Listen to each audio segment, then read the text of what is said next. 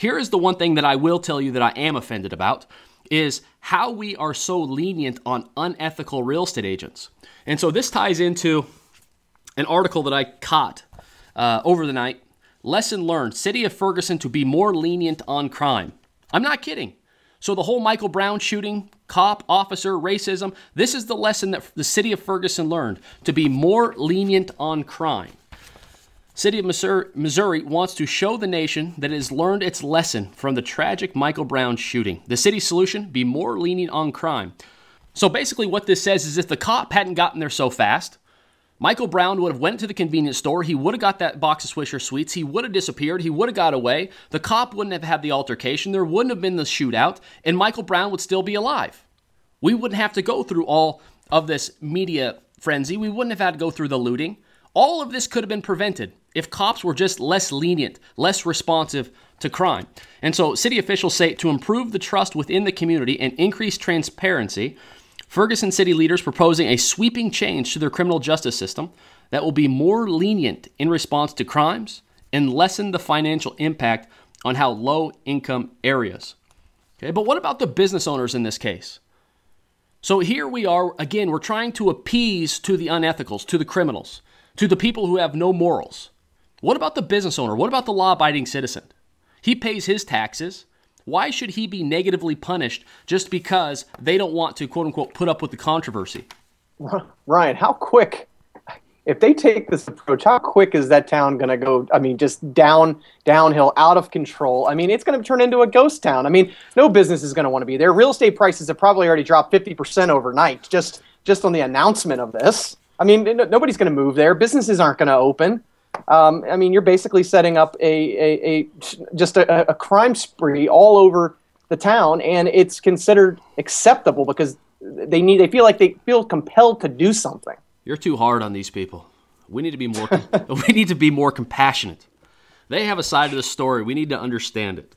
They don't have any money. We can't be more strict. We can't punish them. We can't fine them. It'll only make the problem worse. It's just funny to me how this works. Now, the sad part is the same thing happens in real estate. And so, reported by Inman News the other day, and I don't know if they were the original author of this article, but the Illinois Association of Realtors will soon be second state association to publish violations of the Realtor Code of Ethics in a members-only section of the website, but offenders will remain unnamed. What do you mean unnamed? As part of the campaign to boost professionalism in the real estate industry, this is last month, California Association of Realtors began publishing the names and photos of members found that have violated the code in part of its website available to members, but not the general public. 160,000 member trade group said it hoped to educate members and shine a light on why people misbehave in this industry. The Illinois Association Board approved a measure to publish violations of the Realtor Code of Ethics and Standard and Practice, but will not include the identifying name information as California did. Now, here's what is really being said. We're going to publish the incidents in which people violate the Code of Ethics, but we're not going to publish their name.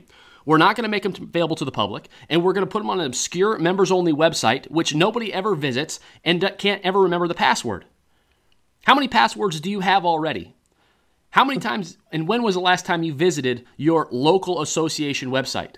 And let's just say that you do on chance go to that website, you get there, and it's asking for your username and password. It goes back to how much time do you have in a day? Are you going to sit there and say, forgot username, forgot password, wait for the emails to come, go back, validate it, to go in to see people who are nameless and faceless?